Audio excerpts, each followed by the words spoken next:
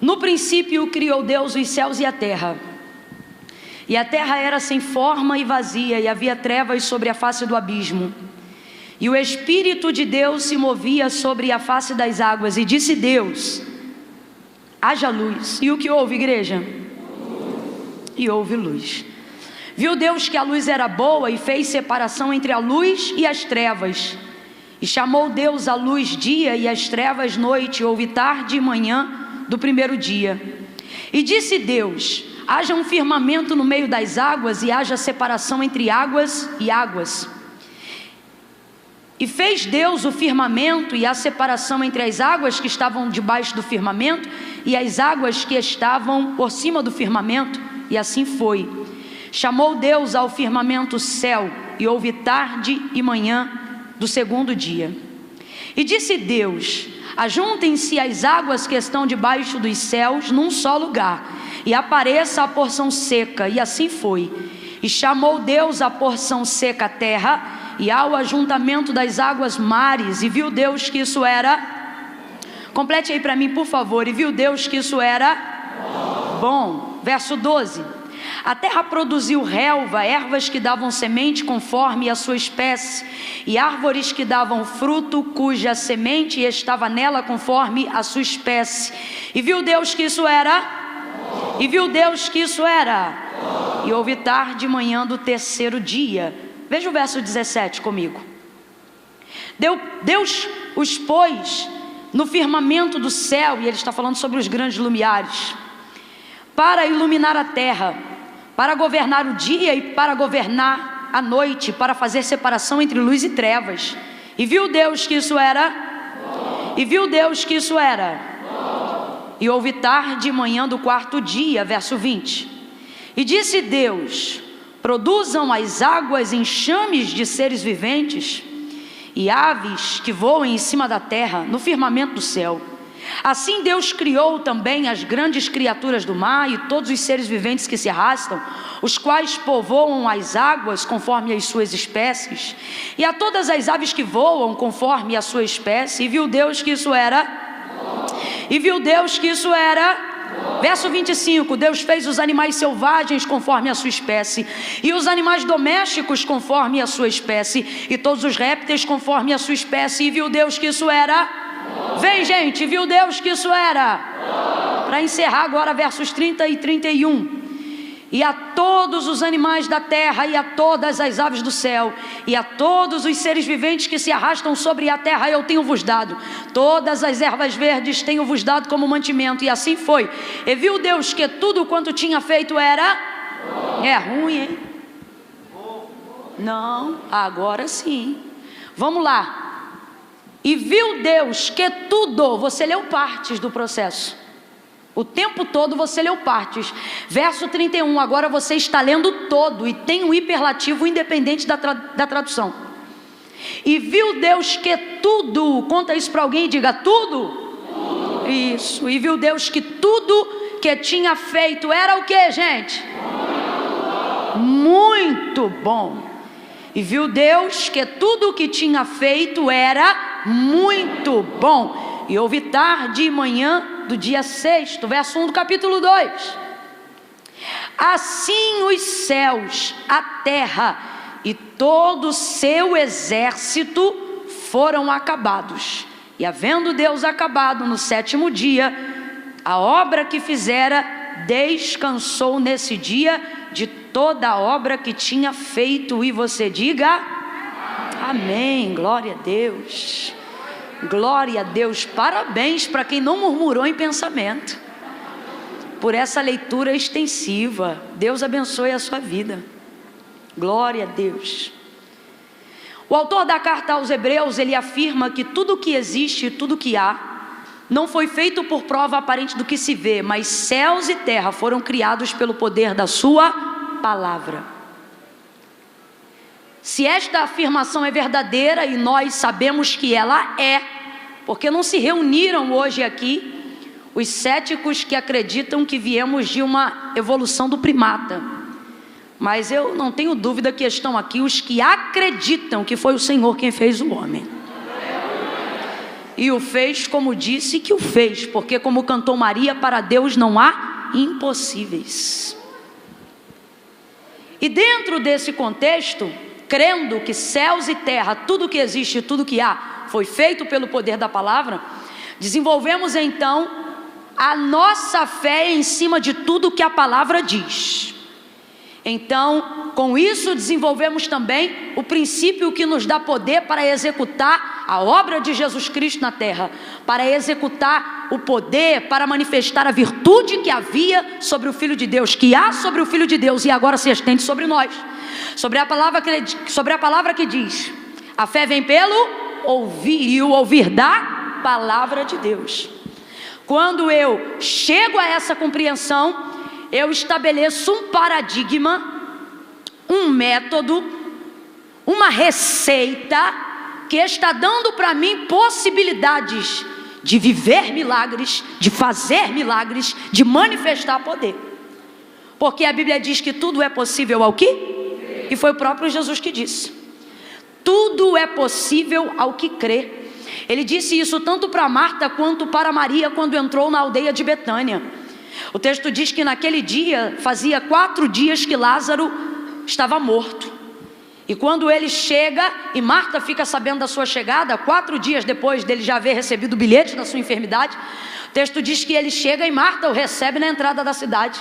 E já vai dizendo para ele, né: mestre, se tu estivesses aqui, o meu irmão não teria morrido. Marta tem tanta fé em Jesus, que ela acredita que a morte de Lázaro teria sido evitada se Jesus estivesse lá.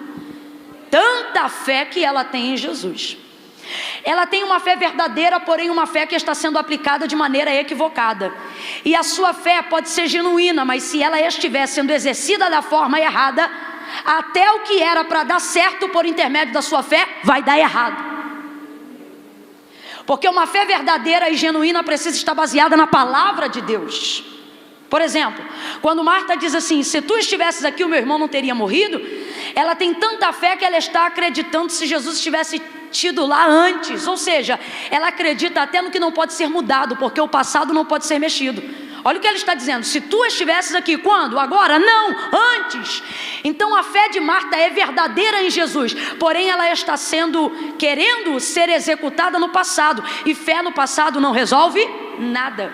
Aí você diz: Camila, será que eu também faço isso? Muitas vezes, quando a gente diz: se eu tivesse conhecido Jesus antes, se eu tivesse casado com fulano ao invés de ciclano, se eu tivesse feito a faculdade X ao invés da faculdade Y, se eu não tivesse sido mãe tão cedo, é uma fé que só busca se mover aonde não pode ter efeito, que é no passado. O passado passou e não pode mais ser mexido. Então não adianta a fé ser verdadeira se ela estiver sendo alocada no lugar errado. Todavia, Jesus já havia decidido ressuscitar Lázaro. Preste atenção nisso. Jesus já havia decidido ressuscitar Lázaro. Muito antes de sair aonde ele estava com seus discípulos, ele disse assim: Lázaro dorme, mas eu vou despertá-lo. Aí os discípulos, porque da última vez de onde estiveram com Jesus, que era de lá, já haviam saído quase que a pontapés, pedradas e pauladas, diz o texto, ficaram apavorados de se ver na condição de voltar para a região, porque Jesus já era o nome mais afamado da Judéia e de Jerusalém. Então eles não queriam voltar e tentaram desanimar o Senhor, dizendo assim: se Lázaro dorme, deixa ele quieto que daqui a pouco ele desperta. E aí Jesus é literal e ele fala da morte de Lázaro. Ele diz: olha, Lázaro não dorme, Lázaro está morto. Só que por que ele usa a ideia do sono? Porque para ele trazer um morto à vida é tão fácil quanto trazer de volta alguém que estava dormindo. Por isso ele fala dessa forma. Para ele não é coisa difícil. Então ele determina o que ele vai fazer, sem o apoio dos discípulos, sem o ânimo dos discípulos e sem a fé dos discípulos. Olha o que ele diz: Lázaro, nosso amigo, está morto. Olha o que ele diz: mas eu vou despertá-lo. Então diga para mim, Jesus já decidiu ressuscitar Lázaro, sim ou não? Sim ou não? E ele está contando com a fé dos discípulos para isso? Ele está contando com o apoio dos discípulos para isso? Não, mas mesmo assim ele os anima o tempo todo para irem com ele à aldeia de Betânia. Ele é nosso amigo, ele diz. Vamos, ele diz. E ele diz: eu vou despertá-lo, eu vou ressuscitá-lo. Então veja, Jesus já está decidido a ressuscitá-lo. Isso é um decreto, isso é uma palavra. Ele está decidido. Quando ele chega na aldeia de Betânia, Marta então o encontra e diz: ah, Senhor, se tu estivesses aqui, o meu irmão não teria morrido. Presta atenção, se a decisão de Jesus já é ressuscitar Lázaro, ele depende da fé de Marta para isso? Depende, gente? Não depende, mas anima Marta o tempo todo, porque ele quer reajustar o lugar que a fé dela precisa estar. E aí ele diz assim para ela: Marta, o teu irmão vai ressuscitar. E o que Marta faz? Marta tira a fé imediatamente do passado, mas se equivoca de novo, ela joga direto para o futuro. Ela diz: eu sei, que na conjugação do grego, na verdade significa eu creio. Então diga para mim, Marta tem fé ou não tem? Ela acredita de verdade em Jesus ou não acredita? Sua fé pode ser verdadeira, mas se ela estiver sendo colocada no lugar errado, até o que era para dar certo vai dar errado. A fé dela em Jesus é verdadeira, mas ora está no passado ou ora vai direto para o futuro. Camila, mas a fé não é prova das coisas que se esperam? É, mas não é das coisas que se esperam no futuro, é das coisas que se esperam no futuro aqui, no presente. Quem está entendendo, diga amém.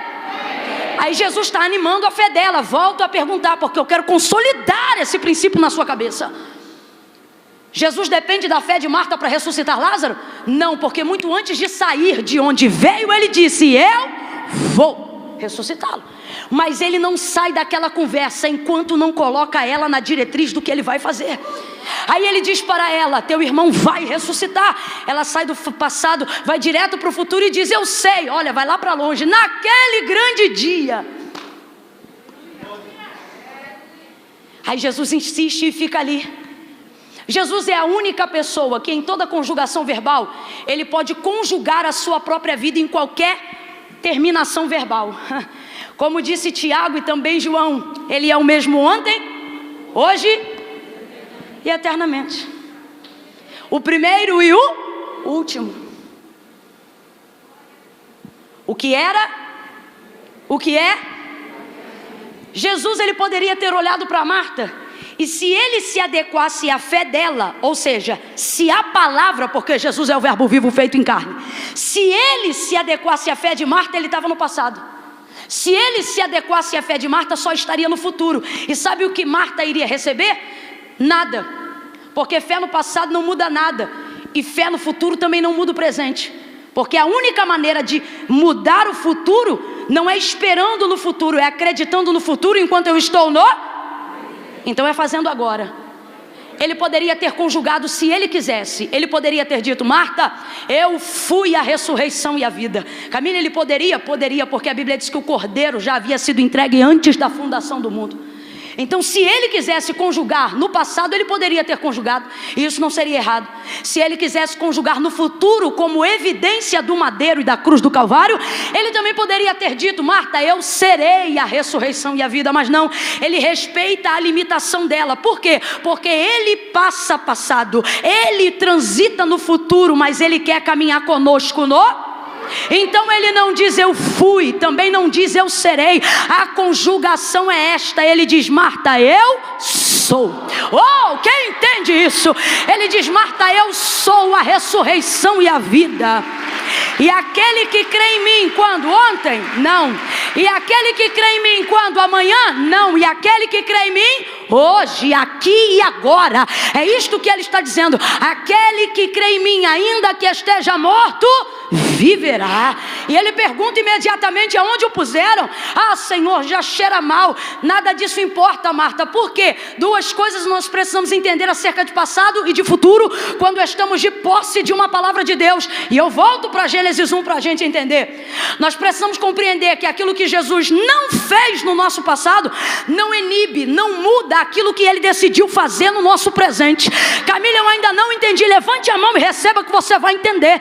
Ele está dizendo: pare de choramingar pela expectativa que te frustrou no teu passado, por aquilo que você esperava e eu não realizei no teu passado. Tu não tens que ficar preso lá. Tu tens uma palavra sobre ti agora. E aí, Camila?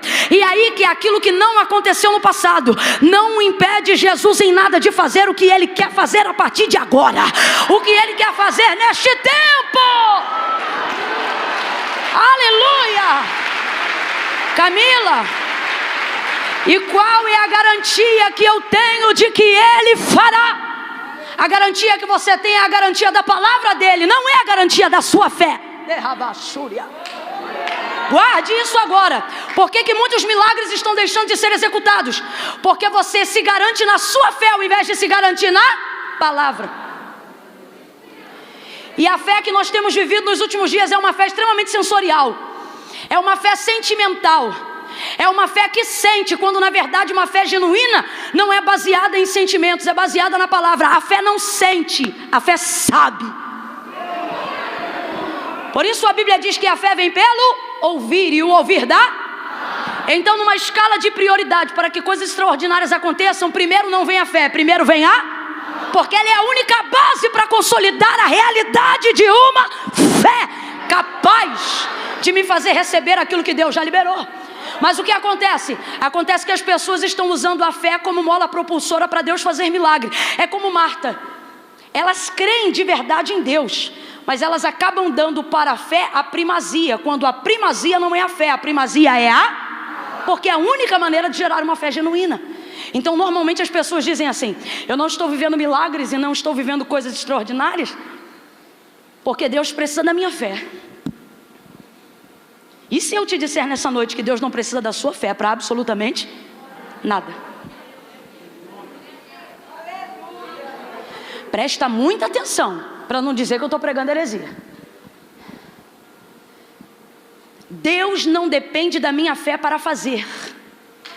Deus não depende da minha fé para ter poder de realizar nada. Se eu creio, Ele pode. Quando eu não creio, Ele continua. Mas por que eu creio? Porque Ele só faz na vida de quem? Porque Ele depende da fé de quem crê para fazer? Não. Porque eu dependo da minha fé para receber aquilo que Ele já fez. Então por isso eu creio. Por isso eu creio. E uma fé verdadeira não pode estar ajustada a sentimentos. Por quê? Porque sentimentos confundem a matéria-prima da fé, que é palavra. Então não tem a ver com sentimentos, tem a ver com palavra. Preste atenção nisso. Se primeiro eu colocar a palavra, a fé será quase que instintiva por execução da palavra. Precisamos abandonar a prática idealista de que Deus depende da minha fé para fazer milagres. Eu é que dependo da minha fé para receber aquilo que Deus já fez. E é nisto que compreendemos quando lemos Gênesis capítulo de número 1, principalmente quando encerramos no verso de número 31.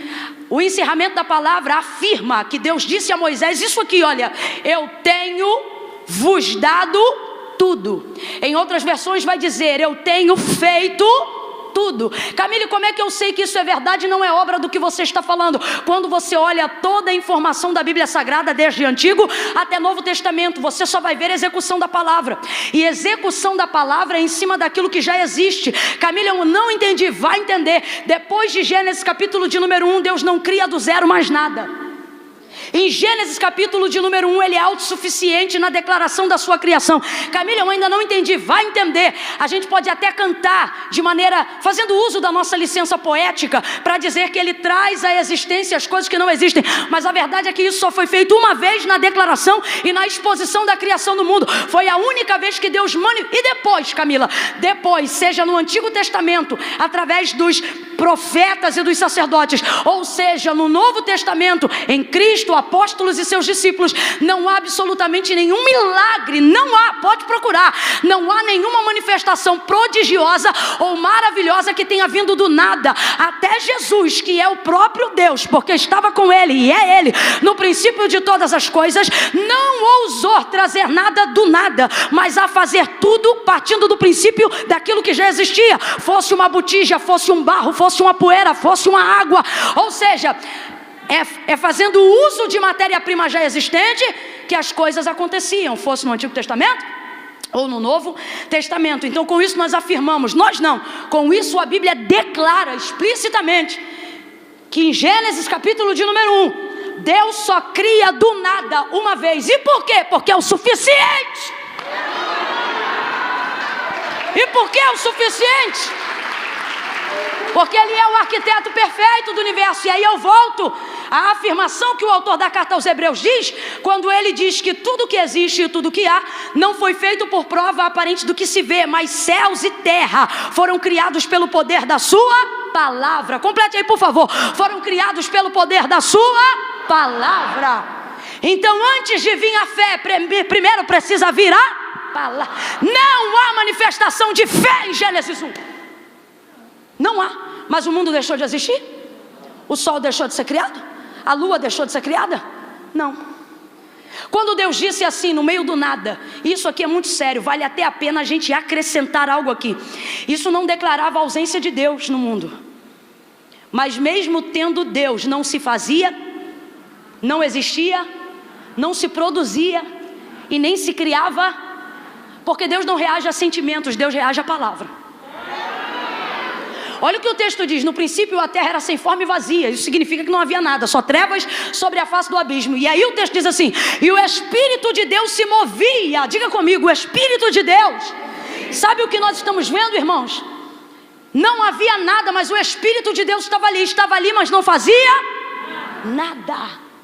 Então pode ter Deus, pode ter o seu Espírito em mover, se não tiver palavra. Não, vou falar rasgado e você vai entender. Pode ser do monte, do recanto, do profundo, do escondido, do ché, do prado, prevoar. Meu irmão, se não tiver palavra, não vai acontecer nada. Deus pode estar no meio, Deus pode estar presente. Se não houver palavra, não haverá reação. Porque Deus reage diante da sua palavra e Ele tem compromisso com a sua palavra. Por que Jesus diz, antes de ser assunto aos céus, a declaração que finaliza seu momento aqui na terra: se vós estiverdes em mim e as minhas palavras estiverdes em vós, pedireis o que quiserdes no meu nome. Ele diz, eu vou pensar? Ele diz, eu vou estudar o caso? Não, ali a declaração é imediatista: se vós estiverdes em mim e as minhas palavras estiverdes em vós, pedireis o que quiserdes no meu nome e isto vos será feito. Feito. Palavra. Quando observamos então Gênesis 1, vemos o poder da palavra. Eu gostaria que você sentisse a solidez que está debaixo dos seus pés. Veja se esse chão é firme o suficiente. Bata aí, por favor. Está firme? Dá uma olhada no teto, muito bonito por sinal. Me parece ser uma cobertura segura. Se chover lá fora, chove aqui dentro? Se ventar lá fora, venta aqui dentro? Se cair granizo lá fora, você pega gelo aqui dentro? O teto me parece uma cobertura segura. E o chão me parece extremamente sólido. Mas nós lidamos com a palavra como se fosse algo abstrato e inexistencial, só porque não pode ser pisado e porque não vemos essa cobertura. Só que o Senhor está dizendo, se o dono desse hotel decidir fazer uma obra, ele derruba esse teto, chama uma construtora e faz outra coisa. Ele remove esse chão, tira esse carpete, bota um piso e faz outra coisa. E o que agora parece sólido para você, só depende de uma picareta, meia dúzia de marreta, e a gente arrebenta com isso tudo. Agora o Senhor diz, isso aqui vai passar. O chão que você cava sapata para construir prédio, não importa de quantos andares, Ele diz, também vai passar. E como um pergaminho, o céu que você acredita que é único, também será rolado. Mas as minhas palavras são fiéis e verdadeiras. E as minhas palavras nunca, oh meu Deus do céu, olhe para alguém aí do seu lado e diga, nunca. Diga, jamais. As minhas palavras nunca hão de passar. Camila, eu ainda não entendi. Está na hora de você dar a palavra de Deus. Mais crédito do que o chão que sustenta o teu pé, e mais crédito do que o teto que cobre a sua cabeça. Por quê? Porque isso aqui é passageiro, mas o que está sobre a sua vida não é passageiro. Foi gerado para a eternidade, ser gerada dentro de você. Então aprenda a priorizar a palavra, e Deus reagirá diante da palavra que você tem conhecimento que é sobre você. João capítulo de número 19, nós vamos ver a manifestação da palavra em 4 estágios. As 4 palavras foram ditas centenas de anos antes pela boca do profeta Isaías na revelação messiânica. Centenas de anos mais tarde, Jesus está no Gólgota sendo crucificado, mãos perfuradas, pés perfurados, a coroa de espinhos está sobre a sua cabeça. E a primeira citação da testemunha ocular, que é João, que ficou até o final e viu tudo que aconteceu. Ele disse: esse testemunho é verdadeiro. Eu vi e estou contando para vocês que também creiam que é verdade o que ele diz. E o que ele diz, João? E ele começa a traduzir e a trazer em cada ponto do momento da crucificação de Jesus o que Isaías disse sobre esse momento. Por exemplo, a abertura textual, que ele começa a dizer isso, aparece quando os soldados tiram a sua túnica, lançam sorte e rasgam as suas vestes em 4 partes. Aí o texto diz assim: foram os soldados que fizeram isso. Isso o quê? Desnudaram o corpo santo de Cristo. João diz assim: foram os soldados que fizeram isso, mas não termina dando crédito aos soldados, mas dando crédito à palavra. Ele diz assim: porque estava escrito. E na versão que eu mais gosto está assim: e para que se cumprisse a escritura, que na verdade significa isso aqui, ó. E para que se cumprisse a palavra. Complete aí para mim, por favor. E para que se cumprisse a palavra. Aí ele reproduz o que os soldados fizeram, dizendo: dividiriam entre si as minhas vestes e lançariam sortes sobre ela. Foi isso que o profeta Isaías disse. E aí olha o que João está vendo. Ele está dizendo: pela vista foram os soldados que fizeram isso, mas pelo que eu conheço isso só aconteceu porque Isaías havia dito. Ou seja, sobre Jesus havia uma. Olha o poder da palavra. Olha o poder da palavra. O inimigo está ali, porque os soldados se posicionam como adversários. Se você não tem conhecimento do que está sobre você, tudo você atribui ao diabo, e às vezes é a palavra em movimento. Não, isso aqui é muito sério. Sabe por que João vê palavra? Porque ele conhecia a palavra. Porque se ele não conhecesse a palavra, ele ia achar que era só os soldados. Mas ele sabia qual era a citação de Isaías, porque desde os 7 anos até os 12 anos de idade, o judeu precisa decorar isso. Então ele sabia o que a palavra dizia. E enquanto ele vê coisas acontecendo diante dos seus olhos, ele não consegue ver isso de maneira natural. Ele vê a manifestação da palavra. Mesmo quando o adversário se levanta, mesmo quando as vestes dele são rasgadas, ele diz: isto aconteceu para que se cumprisse a palavra que diz: dividiram entre si as minhas vestes e lançaram sortes sobre ela. Ou seja, por ter conhecimento do que a palavra falava, não deixou o sentimento destruir o que ele via. Ele olhava e não via soldados. Sabe o que ele via? A profecia de Isaías se cumprindo. Ele olhava e não via a vergonha de Cristo, via o cumprimento da palavra que Deus havia liberado sobre o Filho pela boca do profeta Isaías. Mas por quê? Porque ele tinha conhecimento. Bata de novo agora aqui bem no meio do seu peito e diga: a fé. Diga, a fé é verdadeira. Diga: a fé. Camila, eu não gosto de gritar, mas hoje você vai ter que gritar porque a pregadora é pentecostal. Diga: a fé não sente. Bate a mão na cabeça e diga: a fé sabe. E o que a palavra manifesta? Manifesta aquilo que eu sei. Esse é o primeiro ponto. Ele olha, Jesus está passando o maior momento de vitupério e de vergonha da sua vida. E sabe como João interpreta isso? Vendo o inimigo trabalhar para cumprir a profecia que Deus deu. Você olha e diz soldado, você olha e diz adversário. João olha e diz: os soldados fizeram isso porque sobre ele havia uma palavra. Sabe o que é isso? É aquele que é opositor, sem saber, está trabalhando como um ponteiro que obedece à engrenagem de um relógio.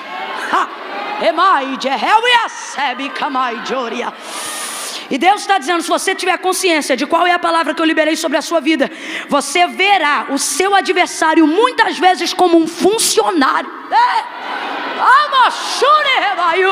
para fazer cumprir aquilo que Deus já liberou sobre a tua vida. Tem uma segunda oportunidade também. Na segunda vez, o texto diz que agora não é João que interpreta, é o próprio Jesus, porque tudo sabe, obviamente. E o texto diz que, vendo que as horas já chegavam para a consumação, o texto diz exatamente assim, João 19: e para que se cumprisse a escritura, que a gente substitui hoje aqui por palavra, só para simplificar, e para que se cumprisse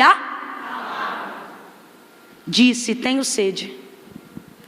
Diga para mim, Jesus sabia que pedindo água ele ia beber vinagre?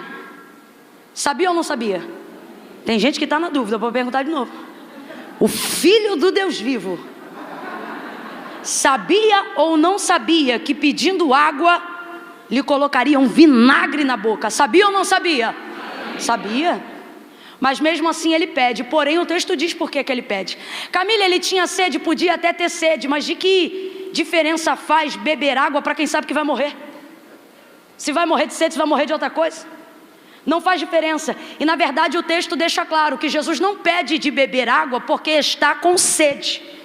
O texto, não estou dizendo que não havia nele sede, mas a motivação para ele pedir de beber água está claramente no texto. Não é de fato beber água, mas era através dessa pergunta fazer cumprir a palavra. O texto é claro e diz assim: e vendo que já estava consumado, para se cumprir a escritura, disse: tenho sede. Então não pediu porque está morrendo de sede. Pediu porque, tendo sede ou não, a prioridade é cumprir a palavra. E esse é o segundo nível de maturidade de fé que nós precisamos entrar. Um nível profundo, um nível mais alto. Que nível é esse? É a hora que eu não espero Deus usar ninguém, porque eu tenho consciência de qual é a palavra que está sobre. Camila, eu ainda não entendi. Vai entender. Qual é o crente aqui que, conhecendo a chamada de Deus para a sua vida, nunca se preocupou em pedir perdão para o ofensor? É isso mesmo. Quantas vezes você pediu perdão, você tem feito nada? É o outro que te deve, mas você vai lá e pede perdão. É o outro que vacila com você, mas você vai lá e pede perdão. É o outro que foi ingrato, mas você vai lá e pede perdão. E por que você faz isso? Porque eu não sei o que tem sobre ele, mas você tem consciência do que tem sobre você. Aí você diz: eu vou lá porque eu sou crente, eu vou lá porque sobre mim tem uma palavra, eu vou lá porque sobre mim tem um ministério, eu vou lá porque eu sei que eu fui escolhido. E aí, Camila, você precisa sentir alguma coisa? Não! Porque uma das maneiras mais eficazes de cumprir a palavra não é sendo movido pelo sentimento, é sendo movido pelo saber. Crente que só faz o que sente é imaturo. Quer ter uma vida eficaz, quer viver milagres extraordinários da parte de Deus? Então comece a executar a palavra. Mas fé não tem quem diz amém, tem quem, tendo palavra, obedece aquilo que conhece. Para que se cumprisse a escritura, disse: tenho sede. Então vou perguntar de novo: ele sabia que beberia vinagre, sim ou não? E mesmo assim disse: tenho sede. E aí o texto deixa claro: fez isso por quê? Porque a sede lhe matava? Não, porque o desejo de cumprir a palavra lhe consumia. Segundo nível de fé é compreender que se eu quero viver a verdade, manifestar o poder. Quer ver poder de Deus? Quer ver aleijado andar? Quer ver cego ver? Quer ver transformações literais acontecendo diante dos seus olhos? Não ande pelo que você sente, ande pelo que você...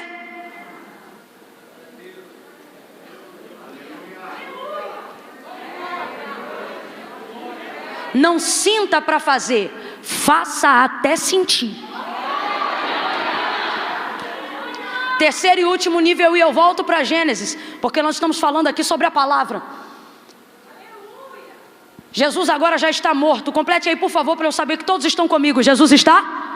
Jesus está? Jesus está morto.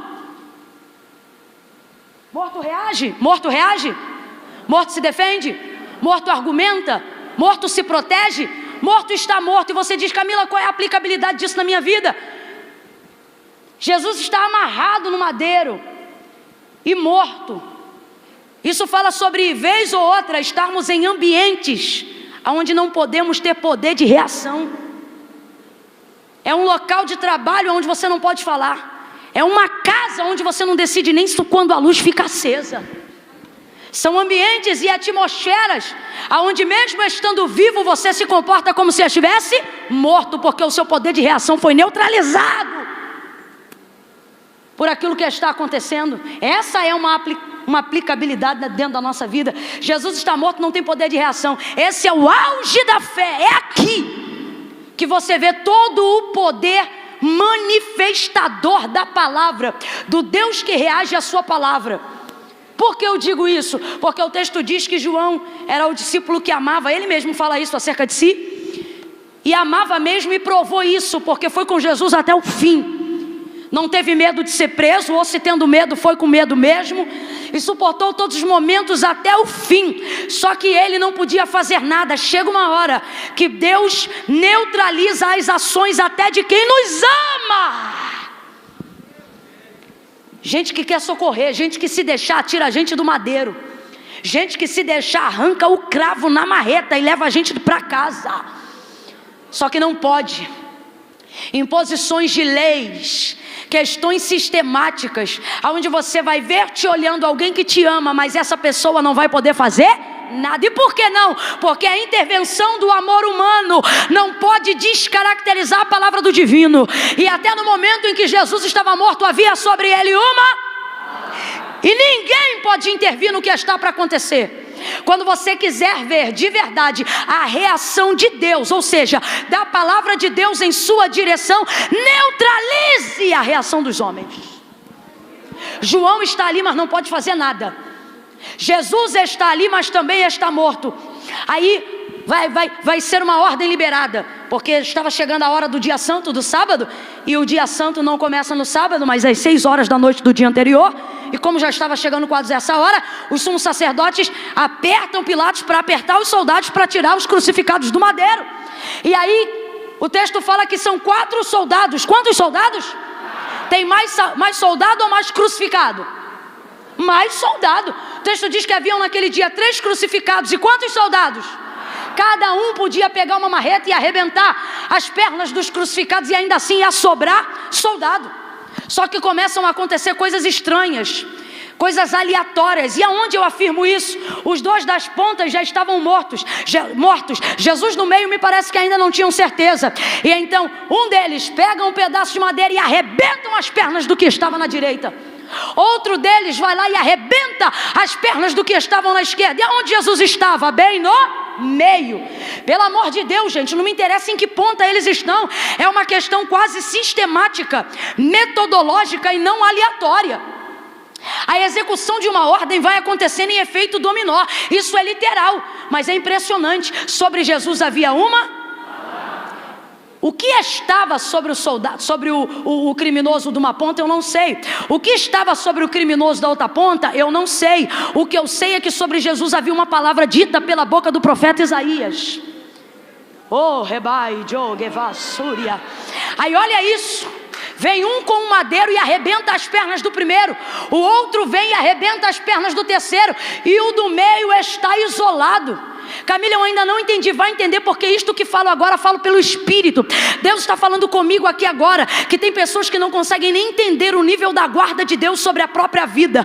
Porque tem gente que caminha onde você caminha, entra onde você entra, trabalha onde você trabalha, mas não vive o resultado da vida que você vive. Está um arrebentado de um lado, outro quebrado do outro lado, e isso dá em nós um sentimento de ameaça. Ao invés de alimentar a nossa fé, às vezes alimenta o nosso medo, porque a gente fica no meio sobre a expectativa de daqui a pouco vão vir na gente, daqui a pouco vai me arrebentar. Fecharam a igreja X, vão fechar Y. O marido da vizinha traiu ela, o outro vai trair o meu. E aí você começa a se sentir ameaçado pelo ambiente. Você diz, olha, e o diabo começa a dizer, eu fiz com essa aí do teu lado, vou fazer contigo também. Eu fiz lá na casa da fulana, vou fazer na tua casa também.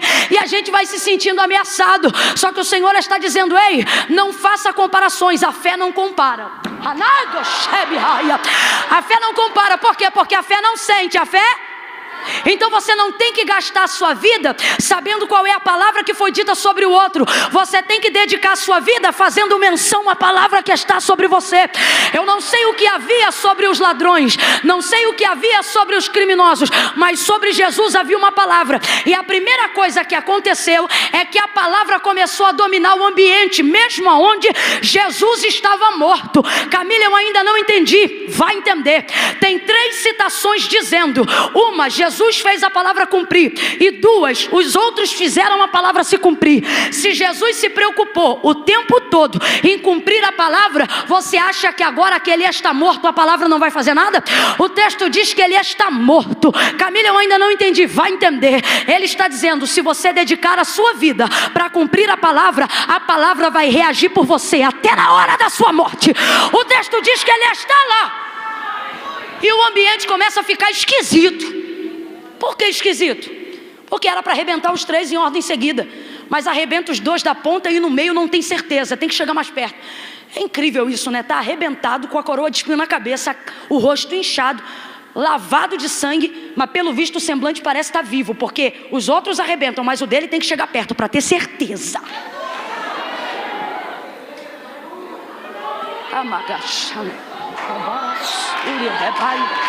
Aí se aproximam.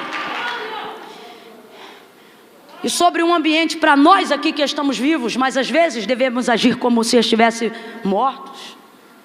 A gente se pergunta, e se sentindo ameaçado, a gente fica, vai acontecer comigo daqui a pouco, vai acontecer no meu casamento daqui a pouco.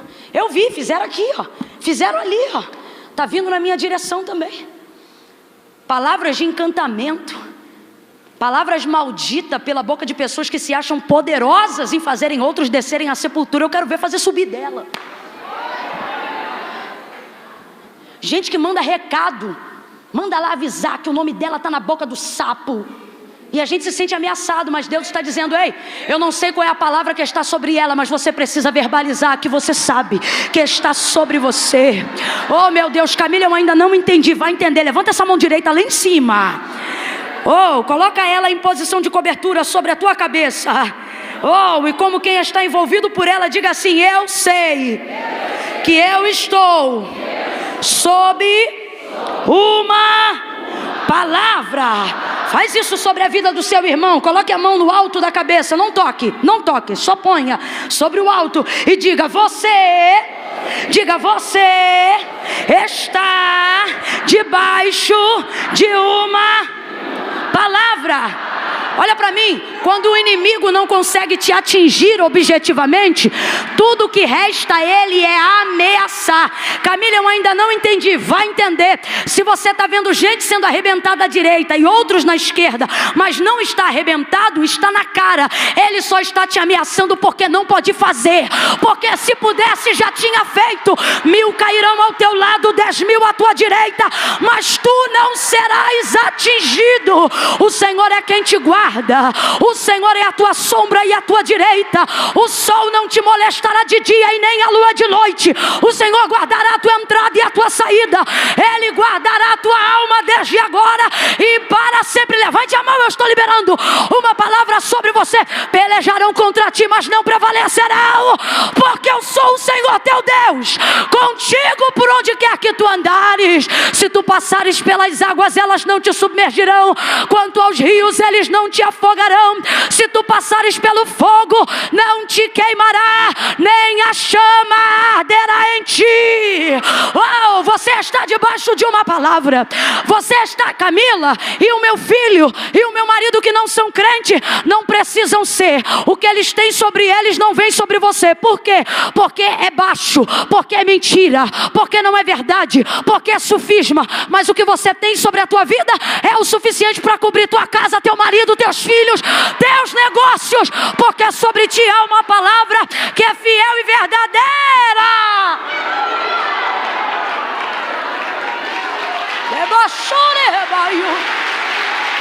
Misture essas palmas com glória a Deus e aleluia. Oh glória, oh glória. Camila, é que eu não tenho nada. Tudo que eu tenho é uma palavra, então você já tem tudo. Abraão ficou rico não tendo dinheiro. Abraão ficou rico tendo sobre ele uma. Sara não gerou porque era fértil. Sara gerou porque sobre ela tinha uma. Você está entendendo? Se o teu ambiente de trabalho, familiar, seja o que for, está esquisito, tomado por ameaças, relaxa. Sabe por que você vê o vulto da sala para a cozinha? Porque no quarto onde você dorme ele não entra.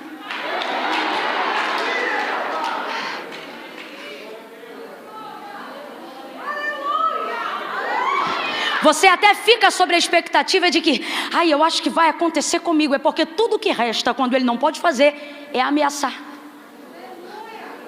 Porque se pudesse fazer, não ameaçava, irmão, fazia. Aí João está olhando e Jesus está morto. Quem o ama está ali, mas não pode defendê-lo. Porque quando você quer ver a palavra de Deus se cumprir, você tem que aprender até a ter uma fé fria. Para que a palavra apareça, para que a palavra seja glorificada. Está ali, mas ele não pode fazer nada. O sistema lhe impõe um lugar. E aí ele diz: eu vi, chegando-se porém a Jesus, vendo que já estava morto, chegaram com a madeira na mão, mas não arrebentaram.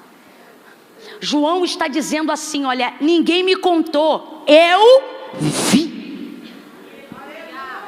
Vindo nele, não lhe puderam quebrar as pernas. E ele ratifica da seguinte forma: porque sobre ele havia uma dita pela boca do profeta Isaías, que dizia: nenhum dos seus ossos poderá ser quebrado. Sabe o que isso significa? Que há uma imposição de limites das reações do mundo em direção a mim, quando eu estou debaixo de uma... Foi cuspido, foi cuspido. Foi coroado, foi coroado. Levou canada na cabeça, levou. Foi açoitado, foi açoitado. Se cumpriu tudo, cumpriu-se o que Isaías disse? Disse, cumpriu. Quando disse: vai ser moído pelas nossas transgressões, e o castigo que nos traz a paz vai estar sobre ele. Veja, a parte ruim também cumpriu. O adversário, os opositores não foram lá, rasgaram as vestes, desnudaram o Filho de Deus, cumpriu. Deus está dizendo: se está cumprindo até a perseguição, você acha que eu não vou cumprir o plano final de glorificação? Ele está dizendo a alguém hoje aqui: se eu estou sendo fiel,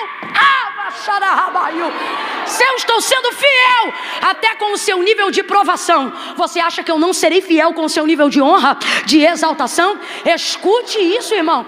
O texto diz que Jesus está lá, e sobre a palavra de Isaías, mesmo estando morto, sem poder de reação, a palavra de Deus reage sozinha por ele. Camila, e ela reage sozinha? Reage. Por isso o autor da carta aos Hebreus, ele começa dizendo: ela é viva. Ela é viva. Rapaz, isso aqui é tão sério que para quem prega, a gente tem até que ver como é que tem que orar antes de pregar. Porque normalmente a gente ora e diz assim: Senhor, me usa na tua palavra. E ela é tão viva que é capaz de vez em quando a gente ter que dizer: palavra, me usa você. Porque ela é viva e eficaz. E ela coloca uma imposição de limites. O que é isso? Foi cuspido, foi açoitado, golpeado, caluniado. Mas quando pensou: vamos arrebentar, a palavra diz: arrebentar não. Vamos quebrar, quebrar não. Deus está falando com alguém aqui. Alguém que pensa que está à mercê da sorte. Alguém que pensa que está à mercê do mundo. Alguém que pensa que está à mercê de toda a aflição, só porque Jesus disse: no mundo tereis aflições. E se eu te disser que até as tuas aflições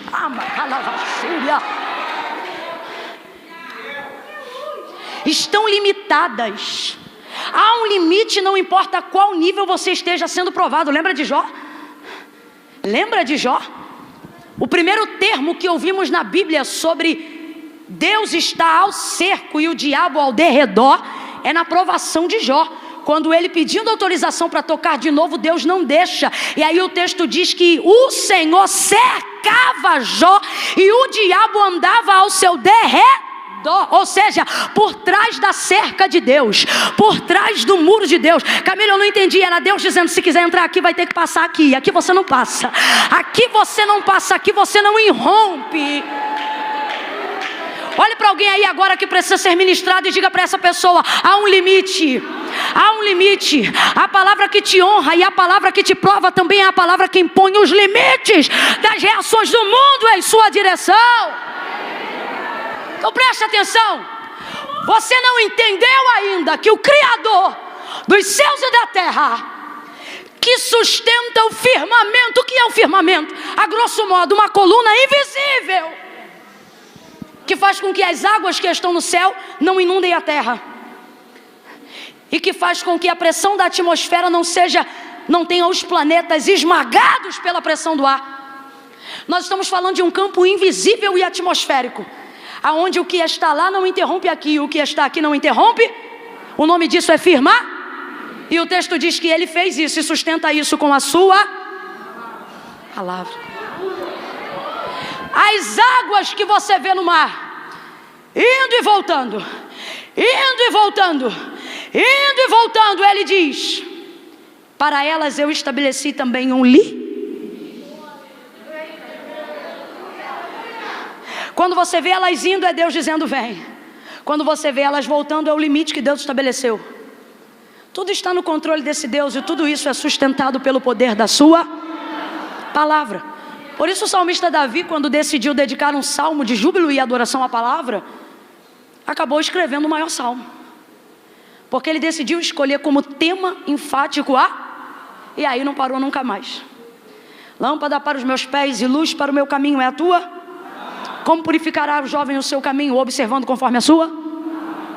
Escondi a tua no meu coração para não pecar contra ti. Ele diz: eu estou no pó, mas ele diz: vivifica-me segundo a tua palavra me vivifica. João, ele orou e ele disse: santifica-os na verdade. Como vai ser isso? E ele diz: a tua palavra é a verdade. Jesus disse: conhecereis a verdade e a verdade vos libertará. E quem é a verdade? Que Jesus era o Filho de Deus.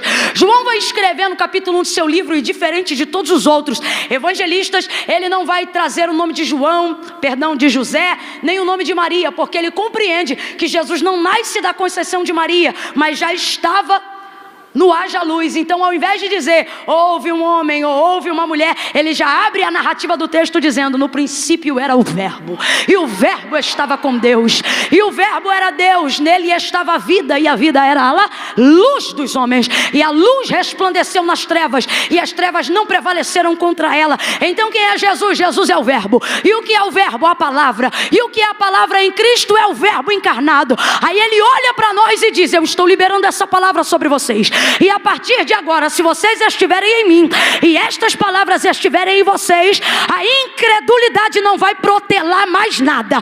Vocês vão pedir e vai ser feito. Como que isso vai acontecer, Camila? Tendo consciência do que a palavra de Deus diz sobre mim.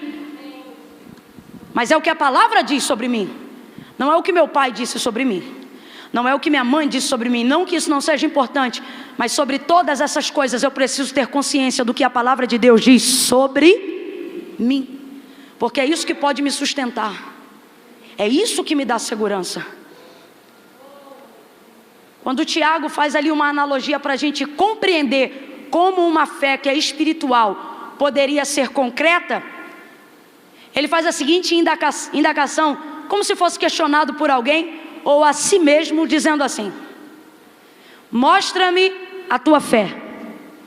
E ele diz: não, eu vou te mostrar as minhas obras, e vendo as minhas obras você vai saber qual é o tamanho da minha fé.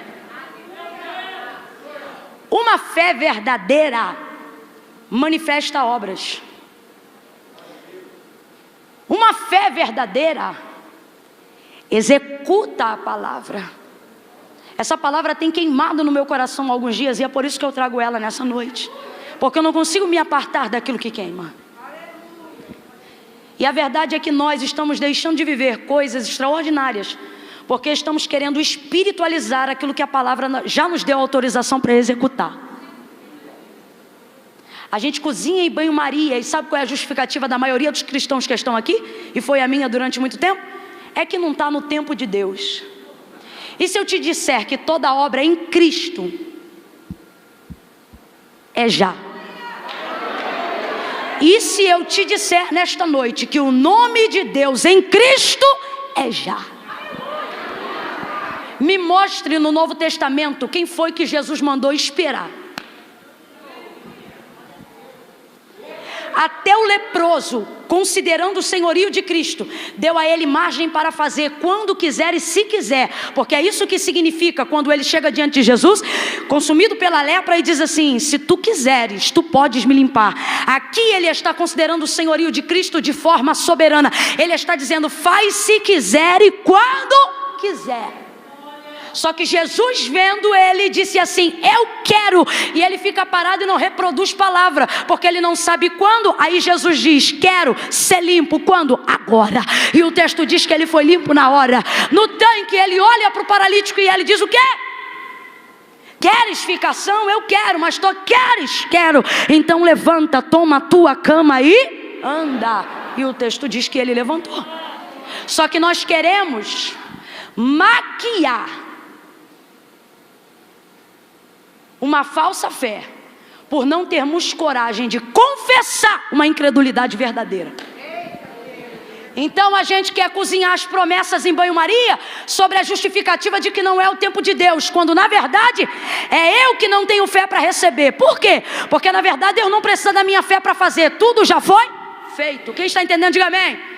Tudo já foi feito, então Deus não precisa da minha fé para ter poder de fazer. E por que ainda assim eu creio? Porque eu preciso da minha fé para ter poder de receber aquilo que Ele já fez. Então quando eu tenho sobre mim uma palavra, eu não espiritualizo, eu executo. Está na hora da gente começar a aplicar isso, gente.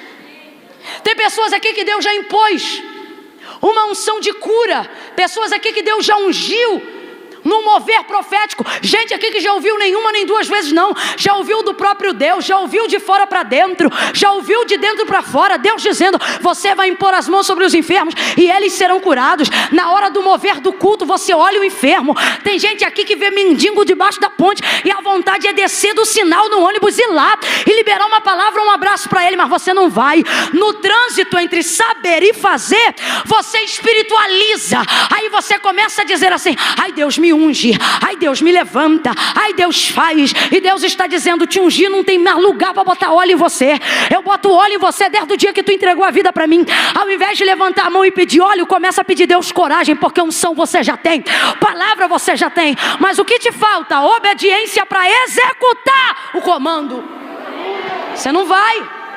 E por que não vai? Porque você prefere maquiar uma falsa fé do que confessar uma incredulidade verdadeira. Uma incredulidade que é gerada pela falta de conhecimento da palavra. Você sabia que Deus nunca mandou Israel crer? Mandou ele obedecer. Botou o Ebal e o Gerizim.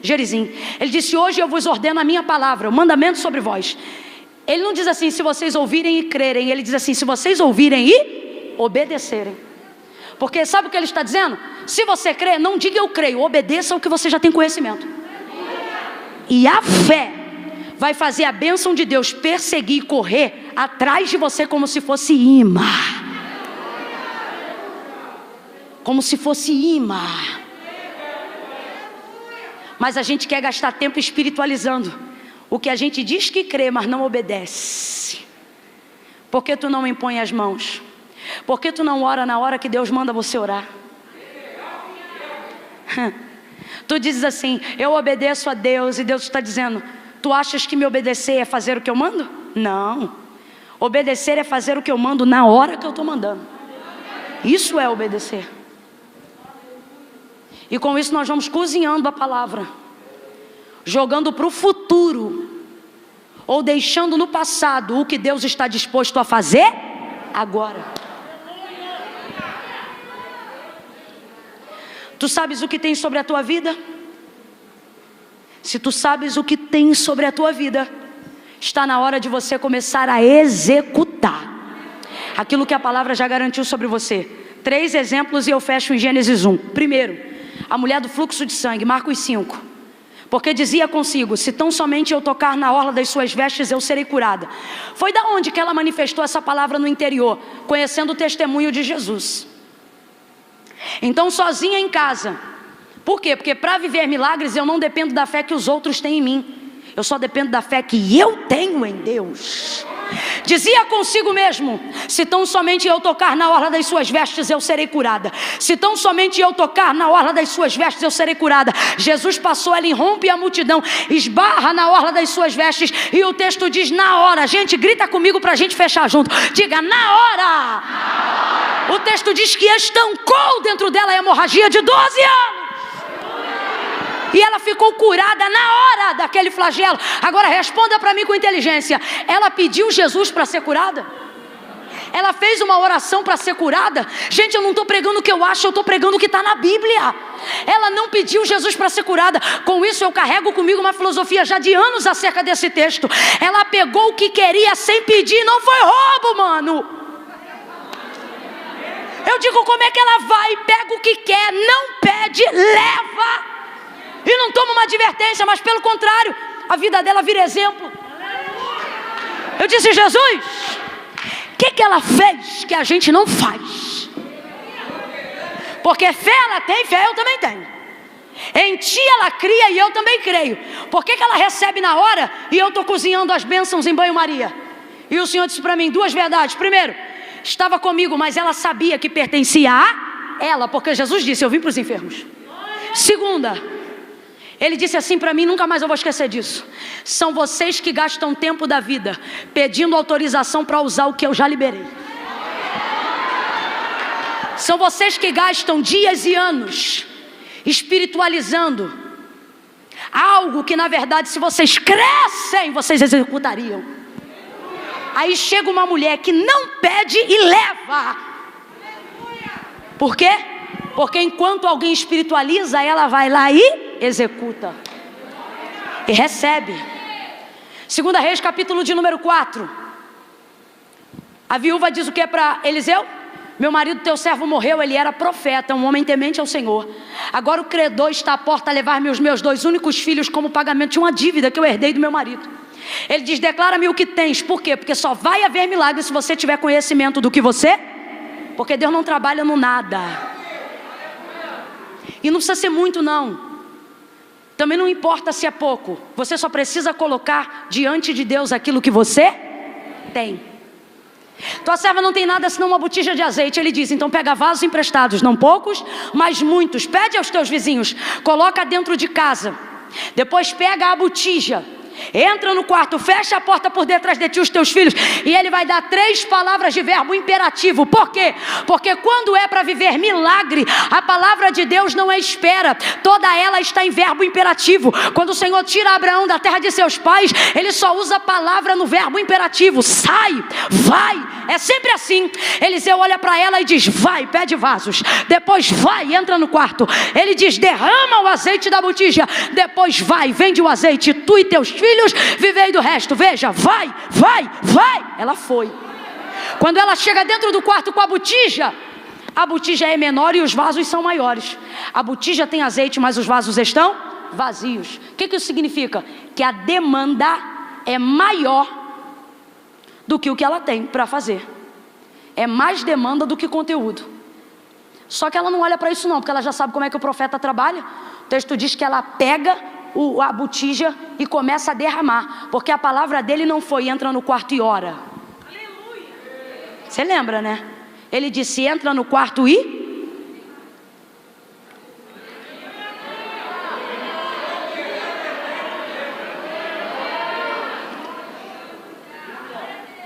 ele diz entra no quarto e derrama. Só que se é hoje, a geração de hoje, a gente diz que crê na palavra, mas sabe o que a gente faz? A gente entra no quarto, olha para os vasos, olha para a botija, olha para a botija, olha para os vasos e espiritualiza. Senhor, meu Deus e meu Pai, eu estou aqui na tua presença porque eu creio que tu podes multiplicar este azeite para encher estes vasos. Eu creio, meu Pai, que tu tens poder. E você fica ali espiritualizando e pedindo autorização para fazer o que Deus já disse, faça. Mas cadê a fé para fazer? Tem palavra? Tem. Tem fé? Tem. Mas por que não executa? Porque já se acostumou a espiritualizar. Quando Deus está dizendo, executa. Ele disse, derrama. Eu disse isso esses dias na live. Deus não multiplicou o azeite dentro da botija, nem multiplicou o azeite dentro dos vasos. E a maior comprovação disso é porque o texto diz que o azeite não parava de descer, enquanto todos os vasos não foram cheios. Todas as vezes que ela olhava para a botija tinha a mesma quantidade de azeite. Assim como os pães, que foram repartidos em pedaços em Mateus 14. E quando terminaram, eles eram exatamente os mesmos pedaços. Porque Deus não precisa acrescentar no que eu tenho. Ele disse que vai usar o que eu tenho. E eu não preciso ter muito ou ter pouco, eu só preciso colocar diante dele o que eu... E isso é o suficiente. Mas como que eu vou descobrir isso? Se eu colocar em uso aquilo que eu... Por isso ele não disse entra e ora, ele disse entra e dê. Porque é no fio do azeite que Deus multiplica. Deus está dizendo, é enquanto você faz com o que você tem que eu vou multiplicar em cima daquilo que você tem. Então ela começa a derramar e o azeite é multiplicado. Camila, eu ainda não entendi. Vai entender. Deus está dizendo: você não está vendo coisas que eu já deleguei sobre você, porque você prefere ter nas suas atitudes uma falsa fé, ao invés da confissão de uma incredulidade verdadeira. Isso é muito sério, gente. Eu jurava que hoje eu pensei que eu ia terminar com as cadeiras voando para o alto e dizendo: mas o Senhor disse para mim: esta igreja é uma palavra, injeta a palavra. E se a gente viver essa palavra, você não vai precisar nem rodar nesse culto e nem nos próximos. Por quê? Porque o céu vai rodar em movimento sobre a terra quando nós manifestarmos a palavra dele como ela é. Como ela é. Oh, aleluia! Oh, aleluia! Eu estou sentindo a graça de Deus. Aleluia! Aleluia! Aleluia! Oh, aleluia!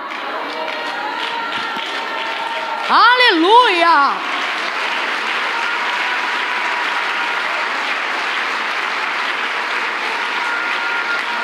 Ela foi lá e executou a palavra, e o milagre aconteceu. Se houver em você, e nós vamos orar agora, se houver em você, pelo Espírito Santo, a consciência de que está havendo uma incredulidade sincera, não cozinhe isso com falsa fé, porque Deus trabalha numa incredulidade sincera para gerar fé, mas não tolera uma fé falsa. Lembra de Jesus entrando na casa dos discípulos a primeira vez, aonde eles estavam reunidos? Depois da ressurreição, o texto diz que Jesus entrou ali. E entrando ali, quem não estava na casa? Quem lembra? Tomé. Tomé não estava na casa na primeira aparição de Jesus na casa.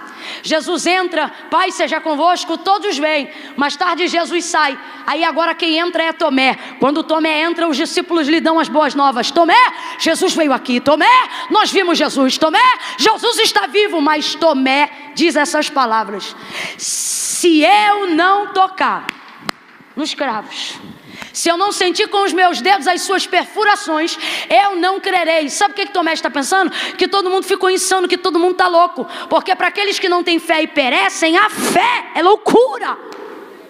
Ele pensa que estão insanos. Segunda oportunidade, Jesus volta na casa, e ele não faz absolutamente nada na casa, a não ser revelar-se a Tomé. Sabe o que isso prova? Que quando Tomé abre a boca dentro da casa para dizer assim: se eu não ver, não creio, ele não está sendo hipócrita, está sendo incrédulo, tá, mas um incrédulo réu confesso. E aquele que confessa e deixa, alcança misericórdia. Jesus volta na casa. Volta na casa porque Tomé é escolhido. Volta na casa porque Tomé vacilou, mas é crente. Volta na casa porque Tomé está frio, mas é quente. Aí ele volta na casa. Tomé está incrédulo, mas Jesus vai lá só por causa dele. Por quê? Se a incredulidade for honesta, haverá manifestação de Deus para haver manifestação de fé. Mas se a fé for falsa, ele não volta mais. Como a de Tomé era verdadeira, ele aparece. E eu costumo dizer que quando Jesus é bom, ele é maravilhoso, mas quando ele é terrível, ele é melhor ainda. Porque ele chega dentro da casa e Tomé diz: Senhor, eu creio. E nas entrelinhas Jesus diz: crê não, vem aqui. Bota a mão aqui. Porque você falou que só ia crer se visse, né? Então bota a mão aqui, sente. Mostra a túnica para ele e diz: aqui, ó. E agora, você crê? Creio. Mas bem-aventurados que não viram, mas creram. Estava falando de nós. Estava falando de nós. Que não vemos a cor de sua pele, o tom de seus olhos, mas estamos aqui porque cremos. E não cremos no que vemos, porque o que vemos nos assusta, mas o que ouvimos nos dá certeza. É a palavra que está sobre nós. 4 manifestações de Deus em Gênesis. E do terceiro dia para baixo ele atesta dizendo: a cada etapa da criação. E viu Deus que era bom. E viu Deus que era? Viu Deus que era. E aí na quarta e última, e viu Deus que tudo quanto fizera era. Jesus está dizendo para nós hoje aqui pelo poder de sua palavra: se não está bom, significa que eu ainda não acabei. Porque quando eu acabo não fica só bom, fica. Esse é o ponto número 1. Ponto número 2. E a gente vai ficar de pé para orar junto depois que eu disser o 2. Ponto número 2. Se eu sei qual é a palavra que está sobre mim, e eu sei o que Deus disse a meu respeito, eu não preciso esperar Ele terminar o que Ele começou para eu começar a celebrar. Veja, Deus começa, e Ele já sabe como vai terminar antes mesmo de começar. Pense aí na criação do mundo. Antes de concluir a obra, Ele já sabia como o mundo ia ficar, qual era o tom que ia usar no céu, que tom ia usar nas águas, como ia criar os bichos que criou. Diga para mim, Deus já sabia, sim ou não? Sim. Então vamos lá. Deus já sabia como ia terminar a beleza da criação antes mesmo de começar? Sim ou não? Mas mesmo ciente de como seria o final, Ele começa a emitir o que Ele pensa no durante. E viu Deus que era? E viu Deus que era? Eu acho mó barato, porque Ele mesmo diz sobre o próprio trabalho. Bom. E Ele sabe que quando acabar não vai ficar só bom, vai ficar? Mas isso não priva Ele de dizer acerca do seu trabalho o quanto é bom mesmo antes de acabar. Por quê, Camila? Porque Deus te trouxe hoje aqui para dizer: ei, você não precisa esperar acabar para começar a agradecer. Você só precisa saber quem começou. Se você tiver certeza de qual é a palavra e de quem foi que começou a obra na sua vida, você não precisa esperar a obra ser concluída para começar a ver que o que Deus está fazendo é bom. Eu não sei quem ensinou a gente a fazer culto de ação de graça depois da vitória recebida. Jesus não foi, porque tudo que vinha na mão de Jesus, Ele dava graça com o que Ele tinha e não com o que Ele recebia. Deus nos trouxe hoje aqui, Ele está dizendo: se você sabe que a obra na sua vida fui eu que comecei, você não precisa andar triste até a hora de eu terminar. Comece a agradecer agora, porque eu sou o primeiro e o último, eu sou o alfa e o ômega. Eu começo e eu termino. Se foi eu quem comecei essa obra na sua vida, não espere concluir para começar a agradecer. Sobre você há uma palavra, comece a agradecer agora. Fique de pé quem acredita nesta palavra. Eu quero orar com você agora, e você vai começar a pedir: Senhor, faz a tua obra,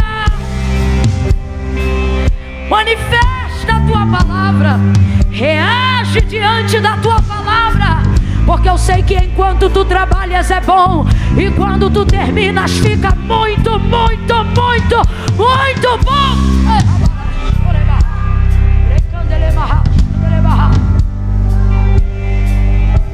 Moisés, Abraão, Jó, Noé, Daniel, príncipes de obediência. Eles nunca oraram sentimentos. Sabe o que eles oravam? A palavra. Deus disse assim uma vez para Moisés: eu vou exterminar esse povo todo, Moisés. Aí Moisés diz assim: não foi o que tu disse. Tu disseste que os introduziria na terra que jurou aos seus pais. Moisés colocava diante de Deus as lembranças da palavra que o próprio Deus falou. E você acha que Deus esqueceu do que ele falou? Claro que não. Só que era fazendo isso que ele via se Moisés sabia trazer a palavra. Todo homem e toda mulher que ora a palavra recebe. Porque pode ter Deus e pode ter o Espírito de Deus, mas Deus só reage diante da sua palavra. Você precisa saber qual é a palavra que está sobre você. Em nome de Jesus, Senhor meu Deus e meu Pai, eu levanto a minha voz agora em oração. E aonde houver alguém ao alcance da voz profética, ao alcance da tua palavra que está sendo liberada sobre nós, manifesta nele e nela toda a verdade da tua palavra. Se houver incredulidade, repreende, envergonha, abate a incredulidade e suscita em nós um espírito que tem uma fé não fingida, mas uma fé verdadeira, que sabe que o Senhor é fiel para cumprir o que diz na tua palavra. Eu te peço agora a todos os ouvintes que estão aqui ou em casa assistindo pela internet, alcança eles com a lembrança da tua palavra. Como diz a tua própria palavra, quero trazer à memória aquilo que me dá esperança, porque na esperança há expectativa, e na expectativa há uma fé genuína em cima daquilo que a tua palavra diz. Traga à lembrança a palavra do Senhor, que é a garantia que este homem e esta mulher têm de que melhor é o fim das coisas do que o início delas. Mas não deixa, Senhor, não deixa nem ele nem ela esquecerem que se o Senhor começou, eles não precisam esperar o Senhor terminar para começar a agradecer. Compartilha conosco, Senhor. Oh Espírito Santo, ouve a nossa voz e nos dá gratidão, gratidão. Não pelo que o Senhor vai fazer, mas por aquilo que o Senhor já está fazendo. Gratidão. Move o nosso coração com gratidão. Move o nosso coração com quebrantamento, porque sobre nós há uma palavra. Sobre nós há uma palavra. Uma palavra que reage, uma palavra que é viva, uma palavra que alicerça, uma palavra que liberta. Ah, Senhor, basta uma palavra, disse o centurião, e o filho dele foi curado. Pedro disse: manda a tua palavra, manda a tua palavra. E ele andou sobre a palavra. Quando andou sobre as águas, nós precisamos de palavra. Não é dinheiro, não é carro, não é casa. Basta uma palavra e o dinheiro vem, a casa vem, o carro vem, o casamento vem. Nós queremos palavra.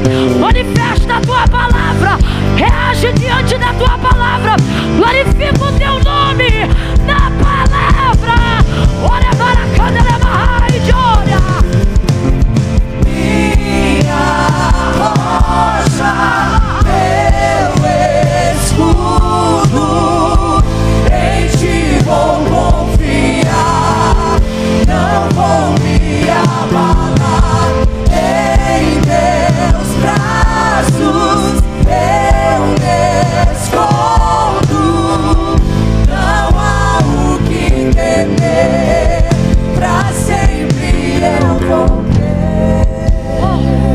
Você diz assim: eu preciso de um plano de saúde, eu preciso de dinheiro, eu preciso de um casamento.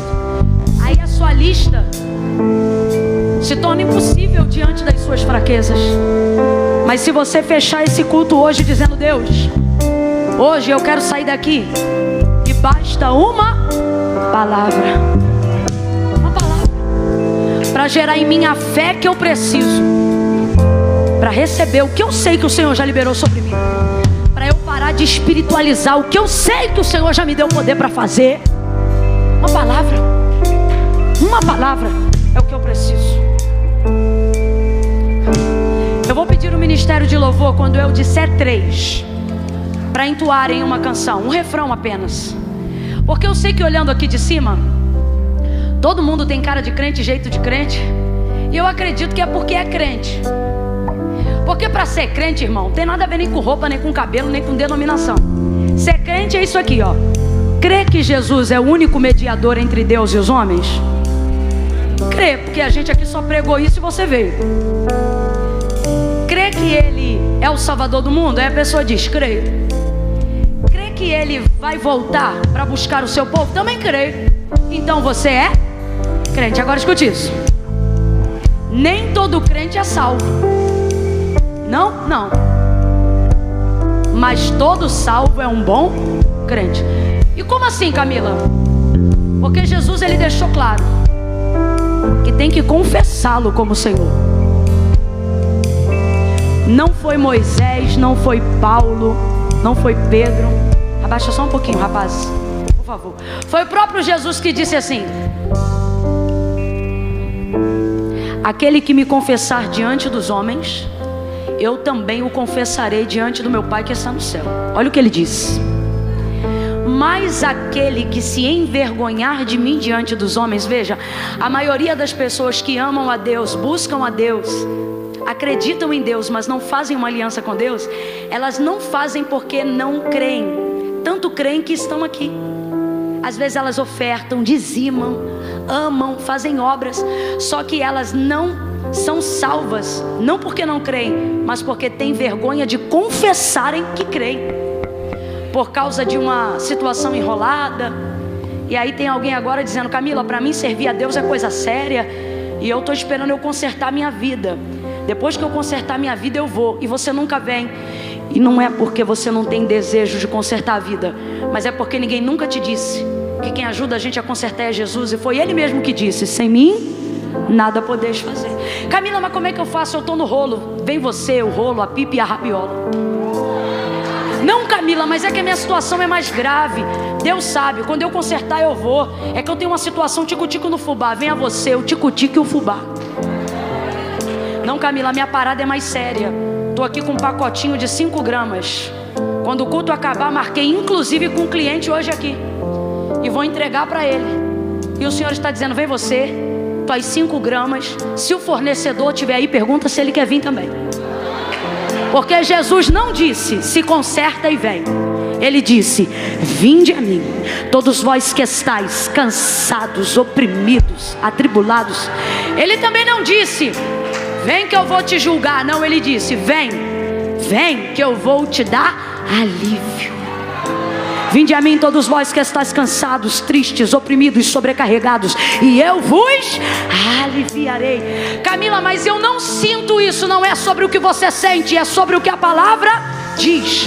Camila, eu não me sinto perdoada. Eu também não me sinto tão perdoada quanto eu penso que deveria ser, não. Mas sabe por que eu estou aqui? Porque isso aqui não é sobre o quanto eu me sinto perdoada. Isso aqui é sobre o poder da palavra em mim, a despeito do que eu sinto. Eu não estou aqui porque eu sou santa. Eu estou aqui porque sou arrependida. E isso é o suficiente. Aquilo que a palavra de Deus diz sobre mim é maior do que aquilo que eu sei ou sinto sobre mim. Deus disse assim: eu sei que pensamentos tenho de vós. Sabe por que Ele disse eu sei? Porque nem a gente sabe. Sabe o que Ele está dizendo? Eu não penso de você o que seu pai e sua mãe pensam de você. Sabe o que Ele está dizendo? A opinião que alguém tem a seu respeito não muda o que eu sei ao seu respeito. Aí você diz assim: Camila, meu problema não é com ninguém não, meu problema é comigo. Eu não me aceito, eu não me perdoo, eu não me suporto. Aí é por isso que Ele diz eu sei. Sabe o que Ele está dizendo? Eu não penso de você o que pensam de você, e o que você pensa de si mesmo também não muda o que eu sei sobre você. Deus está dizendo: eu tenho um pensamento próprio e meu ao seu respeito. Aí você diz: mas é que eu sou viciado em pornografia, será que Deus pensa em me lançar no inferno? Ele diz: não, desde o dia que eu te coloquei no ventre da tua mãe, eu entreguei o meu filho, porque eu só penso em saber como te tirar do inferno. Como te tirar do inferno. Ele diz: eu sei que pensamentos tenho de vós, pensamentos de paz. Deus está dizendo: você acha que é juiz de si mesmo para se condenar, garota? Você é réu. E Ele diz: aproveita, porque hoje eu sou o teu advogado, e eu nunca perdi uma causa. Camila, mas é que eu sempre ouvi dizer que a porta do céu é estreita. É, porque a gente gasta muito tempo falando que é estreita. De fato é. Sabe o que está na hora da gente dizer também? Que é estreita, mas está aberta. Passa por ela hoje. Passa por ela hoje. Eu vou contar de 1 a 3. Camila, não vai fazer o apelo, não? Não, vou fazer o convite, porque apelando eu estou a 1 hora e 28 minutos. Vou fazer convite, vou contar de 1 a 3. Se você está aqui, mas nunca veio no altar fazer uma aliança com Deus. Se você vai à igreja todo domingo, culto, congresso, conferência, mas na hora que pergunta quem quer fazer uma confissão pública de fé, você fica no teu lugarzinho e diz assim: aí eu não vou não, porque Deus sabe, mas não concorda. Ele diz: ei, se tu creres no teu coração, manifeste isso com a tua boca. Camila, mas eu vou aí na frente fazer o quê? Como eu só estou chamando quem está nessa condição, você não precisa falar nada. Por quê? Porque só vai vir aqui quem precisa consertar, quem se diz desviado, afastado, quem saiu do centro da vontade de Deus e hoje vai consertar, e hoje vai voltar para o caminho. E eu falo que não precisa falar nada, porque eu vou entender na tua chegada no altar tua confissão pública de fé. Camila, eu sou de uma igreja aqui perto, estou sentindo de aí na frente receber uma oração. Ora aí aonde você está. Só vai vir no altar agora quem sabe, porque fé não é sobre o que eu sinto, é sobre o que eu sei. Ai, Camila, mas é que eu vejo o pessoal indo, chorando. Eu não tenho vontade de chorar. Ai, se eu sentir um arrepio, eu vou. Quer sentir um arrepio? Tira a roupa no frio. Vida com Deus é decisão. Sabe que está errado? Precisa se consertar? Tens arrependimento de estar longe da presença? Tens saudades e quer voltar? Então não é sobre o que você sente, é o que você sabe. Venha a Jesus. Quando eu disser 3, ninguém te segura. Nem macumba, nem obra, nem pacto. Tem alguém aqui que está dizendo assim: Camila, eu posso vir à igreja, mas não posso ir no altar porque eu fiz um pacto de sangue. O Senhor está dizendo: me diga aí qual é a tua dívida, que o sangue do meu filho não tem poder para pagar. Olha para alguém aí e diga: tá pago, tá pago. É mentira do diabo. Você só não vem se você não quiser, mas eu tenho certeza que você quer, porque aqui ninguém deu bolo nem guaraná de graça. Aqui você veio porque queria ouvir uma palavra. Então você ama o Senhor. E se você ama, está na hora de estabelecer com Ele uma aliança, uma decisão. Quando eu disser 3, Camila, é para mim. Sou eu. Tenho que me consertar, tenho que voltar. É hoje. Não foi ontem nem será amanhã. É hoje, aqui e é agora. 1. A igreja levante a mão e comece a interceder em nome de Jesus agora. Não finja que está orando. É melhor quem não ora do que quem finge que ora. Comece a orar. 2. Camila, sou eu. Deus me trouxe hoje aqui para eu fazer uma aliança com Ele. Sou eu. Sou eu do começo. Eu sei que sou eu, você sabe? Descola o pé do chão agora. Prepara o refrão, meninos. 2,5. Camila, ninguém precisa me pegar pelo braço. Eu sei que eu preciso fazer uma aliança com Deus hoje. Eu estou afastado, eu estou distante. Eu quero me consertar hoje, é hoje. 2,45. Camila, sou eu, é você? 3, tira o pé do chão agora e vem para o altar de Deus se você sabe que é você. Minha esperança está em ti. Eu creio no teu amor, não há temor. Eu creio, meus inimigos cairão. Eu creio, Oh, glória! no Deus do sol. Aleluia! Eu creio, minha esperança está em ti.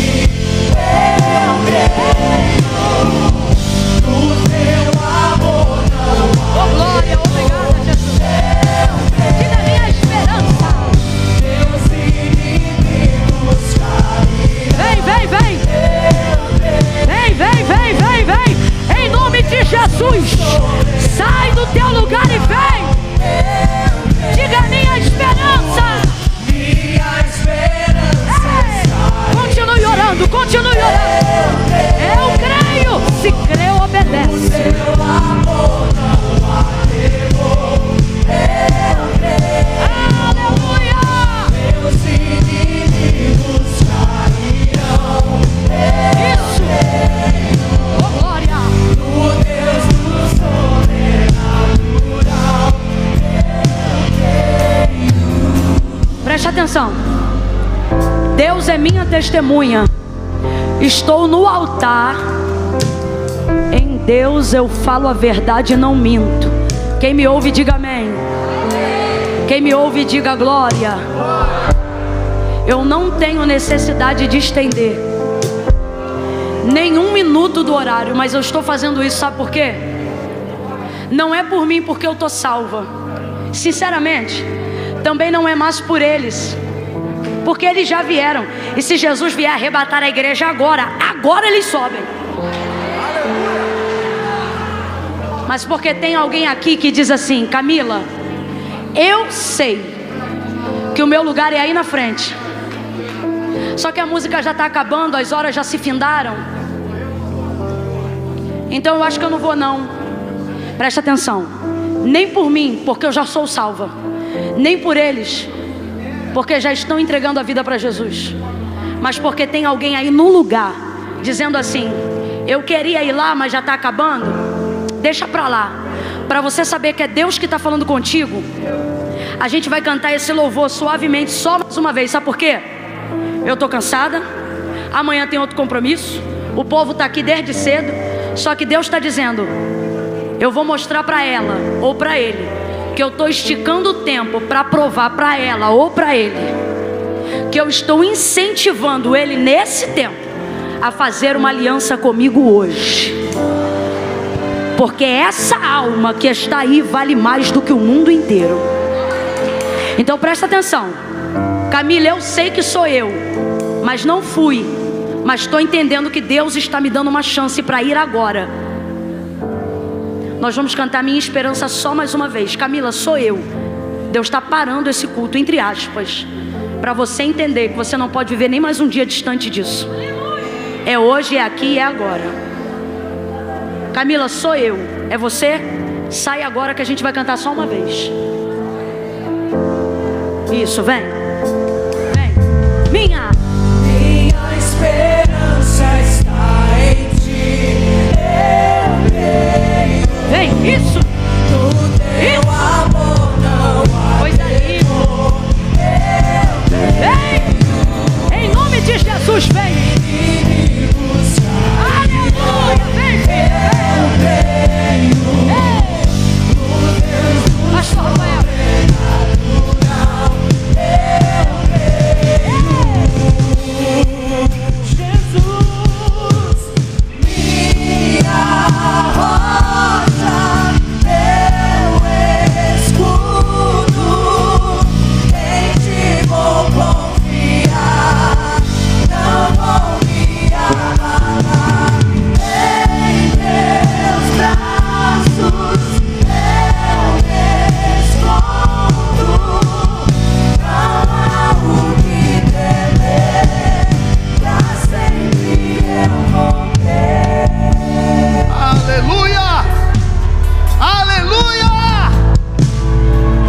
Glorifica a palavra de Deus, igreja. Sabe o que foi isso? Isso se chama pesca maravilhosa. Porque quando ele disse para Pedro: faze-te ao largo e lança a rede, Pedro disse: eu fiz isso a noite inteira, mas sob a tua palavra eu vou fazer de novo. E essa é a colheita que o Senhor trouxe. Eu quero me dirigir a vocês que estão aqui na frente, para que esse ato de confissão pública de fé se torne o mais solene possível e fique marcado, cravado no coração de vocês hoje. Repita comigo essa oração. Diga: Senhor Jesus, Tu que és o verbo vivo e que fez tudo muito bom, eu te glorifico e retorno agora, me volto agora para os teus braços. Diga: Senhor, perdoa os meus pecados, me lava no teu sangue, me dá a tua palavra, debaixo dela eu caminho. Escreve o meu nome no livro da vida e de lá nunca seja arriscado. Hoje eu faço contigo um concerto, uma aliança. Eu quero te servir, eu quero ouvir e obedecer. Eu creio, me recebe, em nome de Jesus, amém. Igreja, levanta as mãos em favor desses filhos, dessas filhas, estão sendo admitidos no seio da igreja. Faça os melhores rogos, os melhores votos, profetiza a palavra, diga para eles: vale de ossos secos, torne a viver, e pelo poder da palavra, haja vida, haja restauração, haja cura, haja prosperidade, haja alegria, haja paz, haja alívio e transformação, haja restauração e regeneração, uma nova vida, novidade de vida, em nome de Jesus. Nós abençoamos teus filhos, nós abençoamos nossos irmãos e irmãs que se chegaram à frente, publicando, expressando publicamente a sua fé em Jesus. Ó Deus poderoso, encomendamos cuidados da vida deles nas tuas mãos, cônscios, certos de que aquele que fez a promessa é fiel para cumprir a palavra. A tua palavra não passará, o céu, a terra passa, mas a tua palavra permanece sempre íntegra, intacta. E por todos que aqui estão, neste lugar, neste recinto, uma vez ouvimos isto, 2 vezes falou Deus, que o poder pertence a Deus, a ti, Senhor, pertence a graça. Nós cremos na tua palavra, o Senhor jurou, e a tua palavra não cai por terra, ela faz o que lhe apraz e volta para ti com frutos.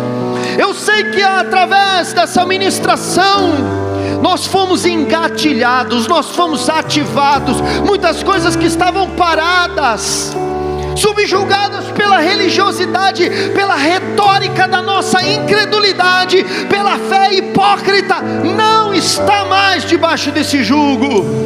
A partir de hoje estamos envolvidos por uma atmosfera de fé, uma fé que sabe, não uma fé que fala, uma fé que faz, uma fé que compreende, que entende. Deus santo e poderoso, debaixo da tua palavra, nós queremos, meu Deus, levar essa mensagem. E eu quero aqui, eu e essa igreja que crê no que foi pregado, levar para os nossos cultos a causa mais impossível, a vida mais enferma, o nome daquele que é o maior pecador de todos. Nós vamos nos envolver de uma forma muito grande com o que foi pregado hoje aqui, e queremos trazer o pior traficante, o homem mais embriagado, o homem mais drogado para a tua casa. Queremos trazer o filho mais pródigo para a tua casa. Queremos trazer o maior paralítico que houver, porque nós acreditamos que o Senhor está no nosso meio para operar maravilhas. Porque o Senhor jurou, e assim como o Senhor pensou, assim se efetuará. E nós nos abrimos para simplesmente viver isso, aceitamos isso e glorificamos o seu santo nome. Obrigado, Senhor, pela vida da tua serva, pela pastora Camila, a tua serva que nos ministrou de forma tão intensa, de forma tão poderosa, que não caia nenhum tio e nenhuma vírgula do que foi pregado hoje aqui. Que nós possamos ter a palavra escrita, viva, como se estivesse incandescida pelo fogo do teu Espírito em nossos corações. Escreve a tua palavra na tábua do nosso coração, para que nós sejamos completamente como cartas vivas do teu Evangelho. Queremos andar pelas ruas, não mais abrindo a Bíblia, mas sendo a Bíblia. Nós somos a representação da palavra nessa cidade.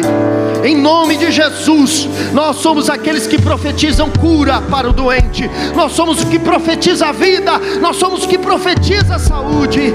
Nós somos o que profetiza a prosperidade, porque o Senhor assim nos fez.